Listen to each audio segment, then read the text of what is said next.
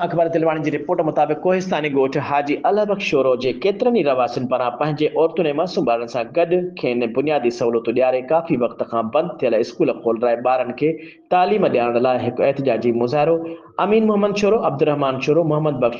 मोहम्मद बख्श sorrow ऐं Shabir sorrow जे अॻुवाणी में कंदे चयो त संदन प्राइमरी स्कूल काफ़ी वक़्त खां बंदि थियण जे करे संदन ॿार तालीम खां महरूम बणिजी विया आहिनि। तालीम खाते जे अमलदारनि खे दाहूं ॾियण बावजूदि संदन बंदि थियल स्कूल खुली न आहे सघियो। उन खां सवाइ खेनि पीअण जे साफ़ पाणी, बिजली, रोड, रस्तनि ऐं सिहत जहिड़ी का बि बुनियादी सहूलियत मुयसर न आहे। वेझे इस्पताल न हुजण करे खेनि परे परे जे इस्पताल में इलाज लाइ वञणो पवे थो, जंहिं जूं शिकायतूं लिखत में तालीम खाते अमलदारनि समेत DC ठट्टो ऐं चूंडियल नुमाइंदनि खे बि कयूं वियूं आहिनि, पर खेनि इंसाफ़ मिली न आहे सघियो। मुतासिरा ॻोठनि सूबाई वज़ीर हाजी अली हसन ज़रदारी, सूबाई वज़ीर सैयद रियादुद्दीन चाची राज़ी, DC ठट्टो समेत समूरनि आला अख़्तियारनि खां मुतालबो कयो आहे त संदन इंसाफ़ करे बंदि थियल स्कूल खोलाए ॿारनि जी तालीम ॾियारे खेनि सिहत, तालीम, रोड, रस्ते, बिजली जे पीअण जी साफ़ पाणी समेत समूरी बुनियादी सहूलियतूं मुहैया करे संदन ज़मीनुनि तोड़े क़दीमी क़ब्रिस्ताननि जे ज़मीन जी सर्वे करे उन्हनि खे महफ़ूज़ बणाए खेनि वधीक परेशानी खां बचाए वञे।